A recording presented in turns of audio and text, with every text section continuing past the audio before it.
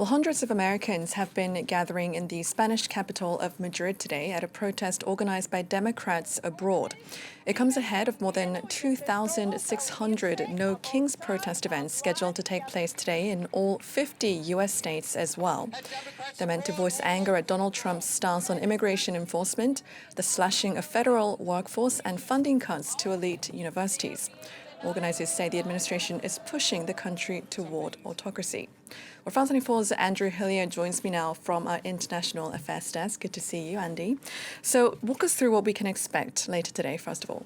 Yeah, well, Jenny, this is the third mass mobilization against Donald Trump since he returned to the White House in January. And this time it's expected to be the largest. There are more than 2,600 rallies planned across the country. You can see them here on the website of the organizers. And the aim is to get a rally planned within an hour of most Americans, which is quite a tall order. But you can see there on that map that there are many, many rallies planned. The key themes around which the protesters are rallying, well, what they call Trump's embracing of authoritarian tactics, rising prices, a rollback of environmental protections as well. And just to give you a flavour, Jenny, of what's behind these protests, take a listen to one of the organisers themselves. Involved in No Kings and the hands-off protests since the very beginning, just with my involvement in 5051.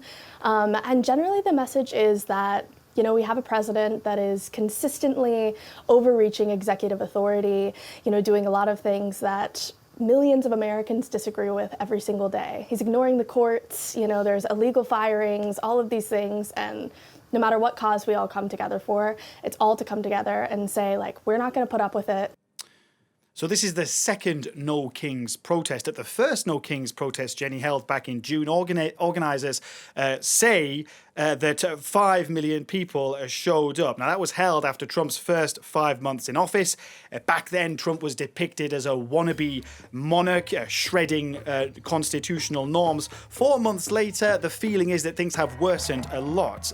We've seen the ramping up of immigration raids across the country, the deployment of National Guard troops to Los Angeles, Washington, D.C., Chicago, and Memphis, all cities run with Democratic mayors. We've seen Trump going after political opponents too, former FBI Director James Comey, New York Attorney General Letitia James, former National Security Advisor John Bolton, all of these figures in the crosshairs of justice. So certainly a feeling of urgency about protests this time round. So how have the Republicans branded these protests?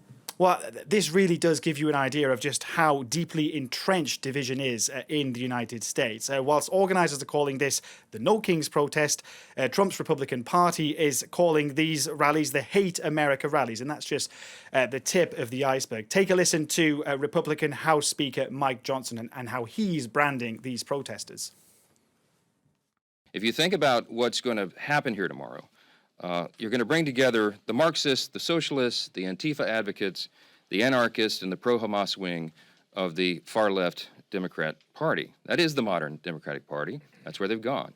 I mean, these are fairly baseless accusations, but the point here, Jenny, is more the language that's been used. And what we're seeing here is a Republican strategy to link opposition to President Trump to this idea of being un-American and on the far-left fringe. You know, Republicans have even tried to link these protests to the ongoing government shutdown now in its third week without presenting any evidence.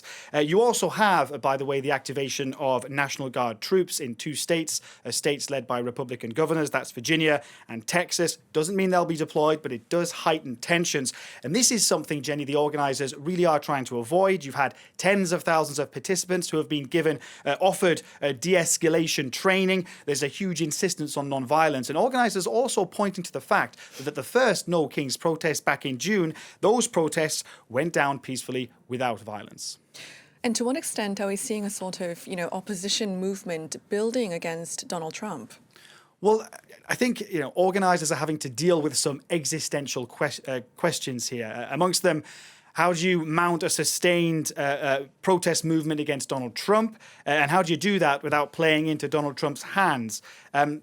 as I mentioned earlier, Republicans, are trying to depict these protests as being outside the American mainstream. So what organizers are trying to do to deflect those attacks is by broadening out the issues, appealing to Americans upset over the rising cost of living, the gutting of environmental protections, the overhaul of federal agencies, looming healthcare cuts, etc. And this gives the opposition a kind of wide bucket for people to put their grievances into. The key issue going forward for people opposed to Donald Trump is how do you get leading Democratic elected officials on board? We've all figures such as Alexandria Ocasio-Cortez, Bernie Sanders have already been active. Sanders calling it a Love America rally. House Democratic leader Hakeem Jeffries, on the other hand, saying he's not sure whether or not he joined the rallies, but criticizing the Republican depiction of it. And the other issue for protesters going forward here is, how to make noise without Trump using that noise to justify further repressive actions, for example, or further National Guard deployments. All right, Andy, thank you very much for breaking that down for us.